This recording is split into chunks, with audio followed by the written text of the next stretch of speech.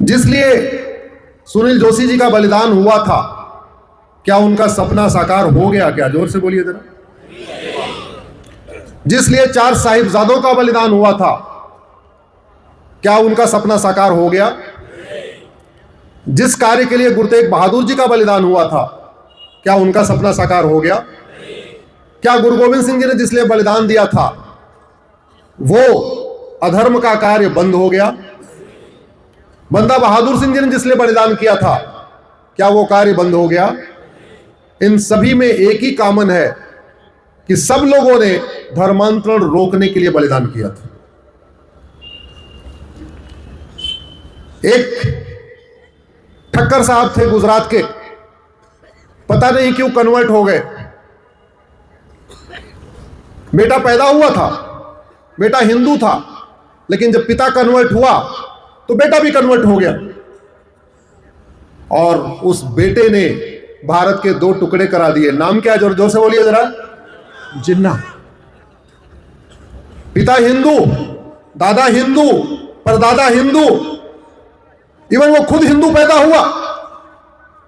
पैदा होने के बाद सारे संस्कार हुए, अन्नप्राशन संस्कार हुआ, नामकरण संस्कार हुआ, सारा संस्कार हुआ हिंदू के रूप में।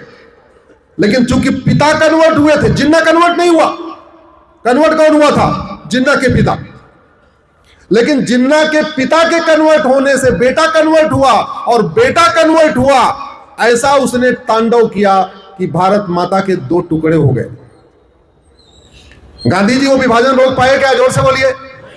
बाबा साहब विभाजन को रोक पाए क्या? सरदार पटेल वो विभाजन रोक पाए क्या? भारत के इतने सारे नेता थे, कोई उस विभाजन को रोक पाया क्या? जोर से बोलिए। नहीं। इसका मतलब हमारे लिए सबसे बड़ा खतरा है धर्मांतरण। और पहले तो एक जिन्ना था, अब तो हर जिले में 2-3 जिन्ना है कि नहीं है? आपके देवास में जिन्ना नहीं है क्या? पहले तो एक बाबर था, अब तो हर जिले में 2-3 बाबर है। पहले एक औरंगजेब था, हर जिले में 2-3 औरंगजेब। तो अगर बाबर की संख्या बढ़ रही है, औरंगजेब की संख्या बढ़ रही है, तुगलक की संख्या बढ़ रही है, गोरी की संख्या बढ़ रही है, गजनी की संख्या बढ़ रही है, और जिन्ना की संख्या बढ़ रही है, तो खतरा बढ़ रहा है या खतरा घट रहा है? बढ़ रहा। तो उस खतरे की चर्चा करने से खतरा खत्म हो जाएगा क्या? जोर से बोलिए जरा। आज तक दुनिया की कोई एक समस्या बताइए जिसमें समस्या की चर्चा करने से समस्या ठीक हो गई हो। कोई एक बीमारी बताइए जिसकी चर्चा करने से वो बीमारी ठीक हो गई हो। इवन छोटी सी बीमारी होती है हेडेक, सरदर्द। सरदर्द की चर्चा करने से सरदर्द बढ़ता है या घटता है? बढ़ता है। तो जो छोटा सा सरदर्द चर्चा करने से ठीक नहीं होता, उसके लिए भी दवा लेना होता है। तो बड़ी समस्याएं चर्चा करके कैसे ठीक हो जाए? तो कुछ समाधान करना पड़े। आजकल मेरे व्हाट्सएप पे, आप लोगों के व्हाट्सएप पे भी आता होगा, जागो हिंदू जागो। आता है कि नहीं आता? बांग्लादेश के हिंदू एक हैं, लेकिन सेफ हैं क्या? जोर से बोलिए। क्योंकि घट गए। बांग्लादेश के हिंदू इस समय बटे नहीं है, फिर भी कट रहे हैं। क्यों? क्योंकि घट गए हैं। इसका मतलब एक रहना मैटर नहीं करता, घटना मैटर करता, संख्या मैटर करता। और यह प्रकृति का सिद्धांत है। हिरन और भेड़िया कभी एक साथ सरवाइव नहीं कर सकते। हिरन के बगल में भेड़िया होगा तो क्या बचेगा? जरा जोर से बोलिए जरा। भेड़िया। और भेड़िया के बगल में हिरन को बांध दीजिए तो क्या बचेगा? भेड़िया। हिरन भेड़िया एक साथ सरवाइव ही नहीं कर सकते। आम और बबूल कभी सरवाइव ही नहीं कर सकते। आप लोग जो लोग गांव के रहने वाले हो, एक बार जरा बगीचे में मुझे ढूंढ के दिखाइए जहां आम और बबूल एक साथ हो और एक साथ बढ़ रहे हो ही नहीं सकता। यह प्रकृति का नियम है। गाय और लकड़बग्घा एक साथ रह ही नहीं सकते, और गाय और लकड़बग्घा एक साथ रहेंगे तो लकड़बग्घा ही बचेगा, गाय नहीं बचेगी। हिरन भेड़िया एक साथ रहेंगे, भेड़िया बचेगा, हिरन कभी नहीं बचेगा। तो समाधान क्या? समाधान यह है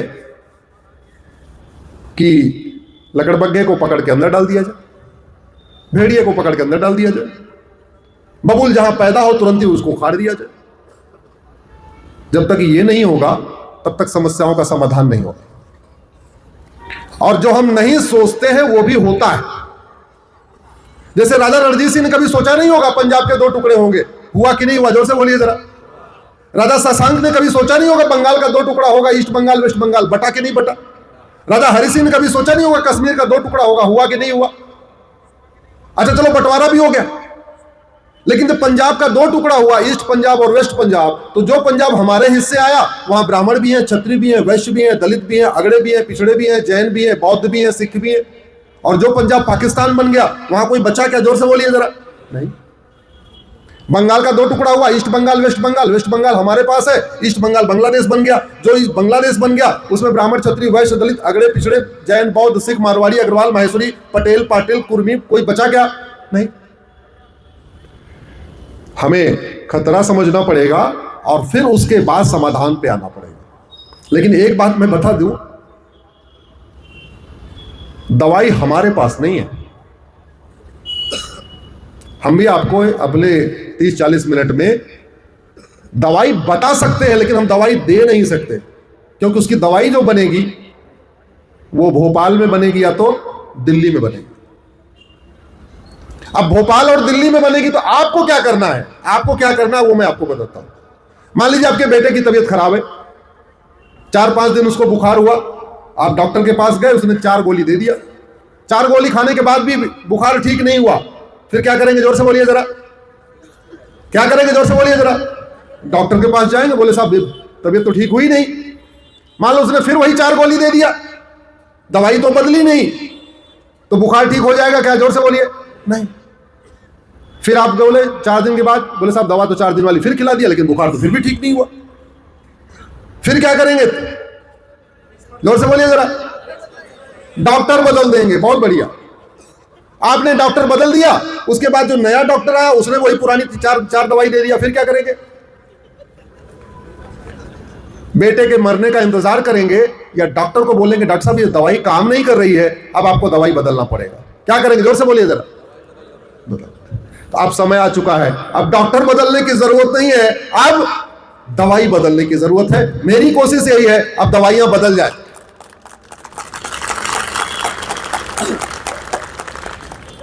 युद्ध हमेशा बराबरी में होता है। एक मजहब के पास 50,000 करोड़ का हलाल इकोनॉमी है जिससे वो खर्च कर रहा है कन्वर्जन के ऊपर। हमारे पास 50,000 करोड़ का फंड है क्या घर वापसी कराने के लिए? जोर से बोलिए जरा। एक रिलीजन के पास FCRA के जरिए बाहर से लगभग 50,000 करोड़ आ रहा है। हमारे पास दुनिया के किसी देश से 50,000 करोड़ घर वापसी कराने के लिए आ रहा है क्या? जोर से बोलिए जरा। नहीं। एक के पास यहां पे श्रद्धा से लोग 10% अपना दे रहे हैं और महीने में नहीं हर हफ्ते दे रहे, बोले ये लो 10% हमारा और धर्मांतरण कराओ। हमारे वाले अपना 10% घर वापसी के लिए दे रहे हैं क्या? जोर से बोलिए जरा। पूरी लड़ाई एक तरफा है, किस गलतफहमी में है? जबकि धर्मांश शब्द मनुस्मृति में आया। धर्मांश शब्द पहली बार कहां आया है? मनुस्मृति में। और उसके बाद भगवान मनु कहते हैं धर्मांश, उनसे शिष्यों ने पूछा प्रभु धर्मांश कितना? बोले 10 दुनिया के जिस रिलीजन ने मनुस्मृति का वो सिस्टम पकड़ लिया कि हमें धर्मांश देना है 10 अपनी कमाई का 10% देना है अपने रिलीजन को प्रमोट करने के लिए, वो रिलीजन फैलते चले गए। हमारी मनुस्मृति से उठाया धर्मांश 10, उसको अलग अलग शब्दों में अलग अलग बात कहते हैं। हम धर्मांश 10 कर रहे हैं क्या घर वापसी के लिए? नहीं। तो लड़ाई तो एक तरफी हो गई। ड्रग कारोबार से जो पैसा आ रहा है, भारत में 1 लाख करोड़ का ड्रग कारोबार चल रहा है इस समय। ड्रग कारोबार से जो पैसा आ रहा है उसका बहुत बड़ी उसका रेशियो डेमोग्राफी बदलने के लिए खर्च हो रहा है। ड्रग कारोबार से जो पैसा आ रहा है वो घर वापसी में नहीं खर्च हो रहा है। कहां खर्च हो रहा है? जोर से बोलिए जरा। धर्मांतरण। तो पूरी की पूरी लड़ाई एक तरफा है। ये मैं आपको जमीनी हकीकत बता रहा हूं, बाकी और जो कहना चाहे कह ले, मैं उस पर नहीं जा रहा हूं। मैं कड़वी सच्चाई ये बता रहा हूं। प्रतिदिन 1000 बेटियां लफ्ज़ जिहाद का शिकार हो रही हैं, साल में 5 लाख हो रही हैं। प्रतिदिन 1500 परिवारों का धर्मांतरण हो रहा है। एक परिवार में 7 आदमी मान के चलिए तो प्रतिदिन 10,000 हिंदुओं का धर्मांतरण हो रहा है।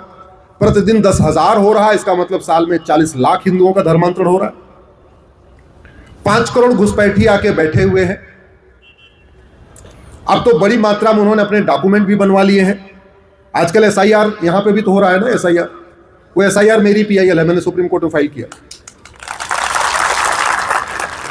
और जब मैंने पीआईएल फाइल किया, स्वामी जी तो मैंने कहा था कि 5 करोड़ फर्जी वोटर है, मेरी कैलकुलेशन फेल हो गई। मैंने कहा था पूरे देश में 5 करोड़ फर्जी वोटर है, अभी पता चला 12 राज्यों में एसआईआर हुआ और 5.5 करोड़ हो चुके। पूरे देश में एसआईआर के बाद मुझे लगता है करीब 10 करोड़ के आसपास निकलेगा आंकड़ा। तो बड़ी मात्रा में डॉक्यूमेंट भी बनवा लिए। तो जो डेमोग्राफिक इम्बैलेंस हो रहा है उसका पहला कारण है लव जिहाद, दूसरा कारण है ड्रग जिहाद, तीसरा कारण है घुसपैठ जिहाद, चौथा कारण है धर्मांतरण जिहाद और 5वां कारण है जनसंख्या जिहाद। और ये जितने भी काम हो रहे हैं सबकी फंडिंग हो रही है, सब पैसे से हो रहे हैं। हम इतनी बड़ी संख्या में बैठे हुए हैं, किसी को 500 रुपए नहीं मिलेगा, बल्कि सब अपना अपना कुछ यहां खर्ची करने वाले। लेकिन यही कार्य जो हिंदू विरोधी जब इकट्ठा होते तो उनको पैसे मिलते हैं, फंडिंग मिलती है। आज की डेट में धर्मांतरण एक प्रॉफिटेबल धंधा बन चुका। कोई व्यक्ति ड्राइवर की नौकरी करेगा 20,000 रुपए कमाएगा, टीचर बन जाएगा 50,000 रुपए कमाएगा, इंजीनियर बन जाएगा 1 लाख रुपए कमाएगा। लेकिन अगर वो धर्मांतरण कराना शुरू कर दे, हर महीने 8 से 10 लाख रुपए कमाएगा। बड़ी मात्रा में माताएं आए हैं। आप गैस का चूल्हा मुंह से फूंक के बुझाती है या सप्लाई काटती है? जरा जोर से बताइए जरा। सप्लाई काटती। और अगर गैस की नॉब नहीं बंद करेंगी और मुंह से फूंकने की कोशिश करेंगी, हो सकता है साड़ी में आग पकड़ ले और मुंह तो पक्का जल जाएगा। इस देश को सुरक्षित करना है तो जो सप्लाई आ रही है, जिसकी वजह से चूल्हा जल रहा है, सबसे पहले वो सप्लाई काटना पड़ेगा। भाई बड़ी सीधी सी बात है, जागो हिंदू जागो। आप जागने के बाद जो हलाल इकोनॉमी चल रही है इसको बंद कर सकते हो क्या? जोर से बोलिए जरा। आप जागने के बाद एफसीआरए कानून खत्म कर सकते हो क्या? नहीं। आप जागने के बाद हवाला कारोबार बंद करवा सकते हो क्या? नहीं। आप जागने के बाद ड्रग कारोबार बंद करा सकते हो क्या? नहीं। आप जागने के बाद जो ब्लैक मनी आ रही है उसको बंद करा सकते हो क्या? नहीं।